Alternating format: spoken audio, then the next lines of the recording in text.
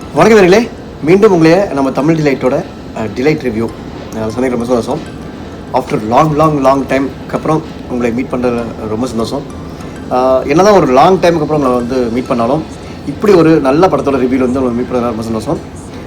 என்னென்னா மகா அவதார் நரசிம்மா, இது வந்து ஒரு கைண்ட் ஆஃப் ஒரு அனிமேஷன் படம் தான். நான் இந்த படத்தில் அப்படி இடம் இருந்துட்டு போகுது அப்படிங்கிற ஒரு இதில் தான் கிட்டத்தட்ட ஒரு மாதம் ஓடிட்டேன்.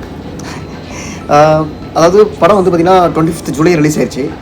நான் அந்த பீரியடில் வந்து மும்பையில் வந்துட்டு அப்போ தான் வந்தேன். ரீசெண்டாக சென்னை வந்தேன்.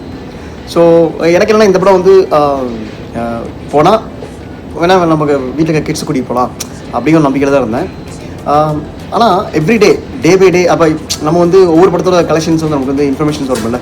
ஸோ அதில் ஒவ்வொரு படத்தோட இன்ஃபர்மேஷன்ஸு அண்ட் இந்த படத்தை பற்றி டெய்லி வந்து டே பை டே வந்து கலெக்ஷன்ஸ் பார்க்க எனக்கு ரொம்ப ஷாக்கு. என்னடா இந்த படம் சால்ட்டாக வந்து பட்ஜெட் வந்து 15 crore சொல்கிறாங்க. ஆனால் வந்து கிட்டத்தட்ட வந்து 100 crore கிராஸ் வச்சுக்கிறாங்க, 150 கிராஸ் வச்சுக்கிறாங்க. ரீசெண்டாக ஒரு 10 days பேக் வந்து 200 கிராஸ் வச்சுனாங்க. இப்போ 2 days பேக் பார்த்தீங்கன்னா 300 crores வந்து டச் ஆயிடுச்சு அப்படிங்கிறாங்க. எனக்கு ரொம்ப ஷாக்கு. இதில் இன்னொரு கூட நான் யோசித்தேன், இந்த ஹொம்பாலே ஃபிலிம்ஸ் கன்னடா இண்டஸ்ட்ரியில் வந்து ஒரு பெரிய ப்ரொடக்ஷன் ஹவுஸ், அதாவது KGF, காந்தாரா அந்த மாதிரிலாம் எடுத்தாங்க.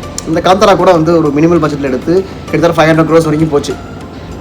ஸோ அந்த பேஸ்லேயே வந்து இந்த படமும் வந்து 15 கோடி பட்ஜெட்டு. பட் ஆனால் விக்கிபீடியா பார்த்தீங்கன்னா 40 crores போட்டிருக்கு. ஓகே விடுங்க. பட் ஆனால் ஆக்சுவல் வந்து 15 crores தான் பட்ஜெட் சொன்னாங்க. என்னடா இவங்க மட்டும் 300 crore கொண்டு போனேன். ஒருவேளை என்ன சொல்கிறது, இருக்கிற பிளாக் பண்ணிலாம் ஒயிட் பண்ணி ஆக்கிறதுக்கு தான் இப்படிலாம் பண்ணானா அப்படின்னு தான் நினச்சேன். ஆனால் அந்த எண்ணத்தையும் வந்து நான் படத்தை நேரில் பார்க்குறப்ப அந்த எண்ணம் வந்து தவிடுபடி ஆயிடுச்சு. ஏன்னா இந்த படம் பார்க்குறப்ப இந்த படத்தை நான் ஏன் வந்து என் பையனை கூட்டி போனேன் அப்படிங்கிறதுக்கு ஒரு ஒரு ஒரு சின்ன ஒரு ஃப்ளாஷ்பேக் இருக்குது. ஒரு 10 days பேக் வந்து என் பையனை வந்து அவனுக்கு வந்து ஒரு 8 years, ஓகேங்களா, கோயில் கூட்டி போயிருந்தேன். அங்கே வந்து அந்த கோயிலில் வந்து எல்லா சாமியும் இருந்தது. ஸோ அதில் நரசிம்மர் சாமி வந்து இருந்தப்போ இது ஒவ்வொரு சாமியும் கேட்டு இந்த சாமி பேர் சொல்கிறேன் அப்படின்னு சொன்னப்போ ஒரு சில சாமி பேரை ஐடென்டிஃபை பண்ணிட்டான்.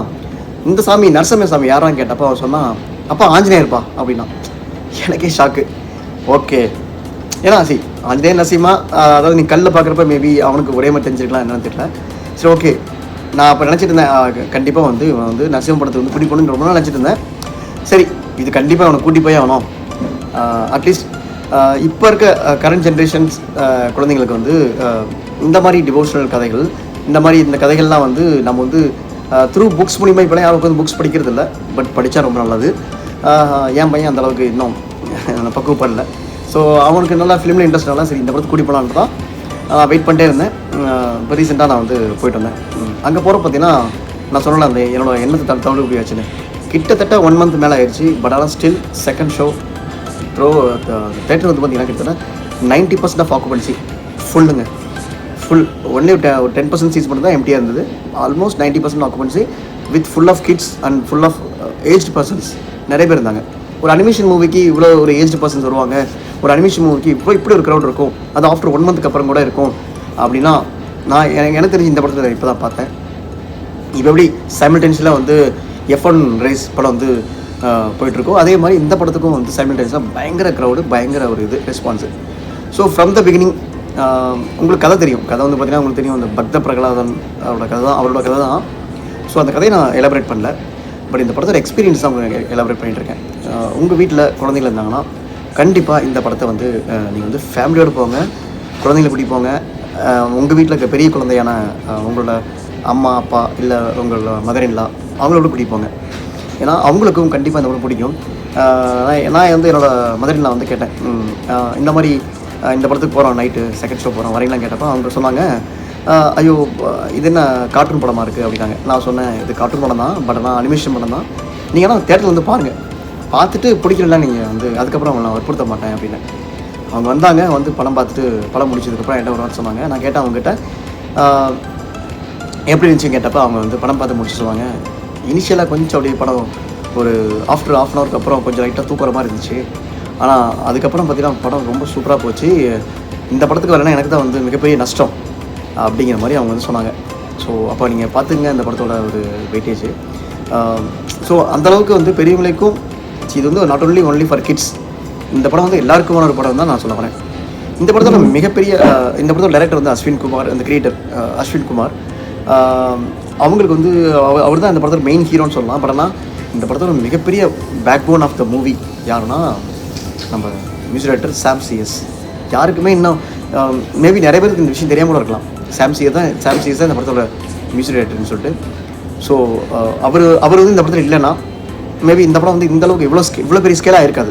மேபி நீங்கள் நம்ம இப்போ பார்த்துருக்க மாதிரி 300 crores மாதிரி ஸ்கேல் கண்டிப்பாக இருக்காது. ஒரு 100 crores ஒரு 150 crores ஆயிருக்குமே தவிர 300 crores உண்டான ஒரு ஸ்கேல் இவ்வளோ ஆயிருக்குன்னா அதுக்கு ஒரே ஒரு காரணம் சாம் சிஎஸோட ஒரு பேக்ரவுண்ட் மியூசிக்கும் அண்ட் அந்த படத்தில் யூஸ் பண்ண சாங்ஸ். ஏன்னா இப்படி ஒரு படத்தில் ஒரு சாங்ஸ் யூஸ் பண்ணுறீங்கன்னா அந்த சாங்ஸ் வந்து பார்த்திங்கன்னா உங்களுக்கு வந்து தமிழ்லையும் கனெக்ட் ஆகணும், ஹிந்திலையும் கனெக்ட் ஆகணும், லைக் எல்லா லாங்குவேஜுக்கும் ஈஸியாக கனெக்ட் ஆகணும்ல. அந்த மாதிரி ஒரு மியூசிக், அந்த மாதிரி ஒரு லிரிக்ஸ் யூஸ் பண்ணி. ஏன்னா இந்த படம் வந்து இப்போ அதிகமாக வந்து கன்னடா இந்த படம் வந்து பேஸ்ட் ஆன் கன்னடா பேக்ரவுண்ட் எடுத்தால் கூட இந்த படத்தோட பட்ச கலெக்ஷன்ஸ் பார்த்தீங்கன்னா தமிழ்நாட்டில் இருந்திருக்கு, ஹிந்தியில் மிக மிக அதிகமாக இருந்திருக்கு. இது வந்து நாட் ஓன்லி இது வந்து ஒரு ஹிந்துத்துவா படம். இது வந்து ஹிந்துத்துவா கொள்கை வந்து என்ன சொல்கிறது, அது வந்து ப்ரொபகண்டா பண்ணுது அப்படிலாம் நான் சொல்ல வரல. இந்த படம் வந்து லாங்குவேஜ் பேரியர்ஸ், நீங்கள் வந்து ரிலீஜன் பேரியர்ஸ் இதெல்லாம் நீங்கள் விட்டுட்டு எந்த ரிலீஜனாக இருந்தாலும் சரி நீங்கள் வந்து படம் பாருங்க, உங்கள் குழந்தைகள் காட்டுங்க. ஒவ்வொரு குழந்தைகளுக்கும் ஒரு க்ரியேட்டிவிட்டி இருக்கும். இந்த மாதிரி படங்கள் பார்க்குறப்ப அவங்களுக்கு மைண்ட் வந்து ஃப்ரீயாக இருக்கும். அவங்களுக்கு வந்து ஒரு மேபி நாம் எப்படி ஒரு க்ரியேட்டர் ஆகக்கூடாதுங்கிற கூட அவங்களுக்கு ஒரு தாட்ஸ் ப்ராசஸ் வரலாம். ஸோ அவங்க ப்ரொஃபஷன் அவங்க சூஸ் பண்ணிட்டோம். ஸோ பட் இருந்தாலும் ஓகே, இது எங்கெங்கே டிஸ்கஷன் போகுது. பட் ஸ்டில் என்ன சொல்லணும்னா இது நீங்கள் ஒரு ரிலீஜன் பேஸ்ட் படமாக பார்க்காதீங்க. இந்த படம் வந்து ஒரு மிகப்பெரிய கிரேட் எக்ஸ்பீரியன்ஸ் மூவி. ஆல்ரெடி இந்த படம் வந்து ஒரு ஹஸ்டி ப்ரிண்ட்லாம் வந்து டெலிகிராமில் அதெல்லாம் வந்துருச்சு. பட் ஸ்டில் இது ஒரு தியேட்ரிக்கலில் பார்க்குறப்ப அதோட எக்ஸ்பீரியன்ஸ் டிஃப்ரெண்ட், ரொம்ப சூப்பராக இருக்கும். முடிஞ்ச வரைக்கும் உங்கள் குழந்தைங்களோட, உங்கள் பெரிய குழந்தைங்க, அதாவது உங்கள் வீட்டில் இருக்க பெரியவங்களோட இந்த படத்தை போய் பாருங்கள். கண்டிப்பாக உங்களுக்கு பிடிக்கும். படம் அது முடிச்சுட்டு உங்களோட கமெண்ட்ஸை ஃபீட்பேக்ஸை நம்மளோட இதில் வந்து ஷேர் பண்ணுங்கள். கொஞ்சம் லேட் ரிவ்யூவாக இருந்தாலும் இந்த படம் கண்டிப்பாக நான் எல்லாத்துலையும் பேசணும்னு நினச்சேன், பேசிவிட்டு ரொம்ப சந்தோஷமாக இருக்குது. மீண்டும் அடுத்தடுத்த ரிவ்யூஸ் இதுக்கப்புறம் நம்ம வந்து நிலையாக கொடுக்க ட்ரை பண்ணுறோம். கண்டிப்பாக இதுக்கு அடுத்தடுத்த ரிவ்யூஸ் வரும். இந்த வீக்கெண்ட் ஓணம் வீக்கெண்ட் வருது, நிறைய மலையாள மூவிஸ், நிறைய தமிழ் மூவிஸ்லாம் வருது. ஈவன் நான் கூட லோகா அப்படின்னு ஒரு டிஃப்ரெண்ட்டான ஒரு மலையாள மூவி துல்கர் சல்மானோட ப்ரொடக்ஷனில் ஒரு படம் ரிலீஸ் ஆயிருக்கு. அந்த படத்துக்கு இன்றைக்கி மீன்ஸ் மேபி இந்த வீடியோ எப்போ இருந்தது, பட் ஐ ஜஸ்ட் புக்ட், ஏன்னா இன்னும் ரிலீஸ் ஆகுது. அந்த படம் பார்த்துட்டு அதுக்குள்ள ரிவ்யூ டைம் வரப்போ நான் கண்டிப்பாக உங்களுக்கு கொடுக்குறேன். மீண்டும் அடுத்த ஒரு நல்ல ரிவ்யூவில் மீட் பண்ணுறேன். அண்டில் தென் வணக்கங்க.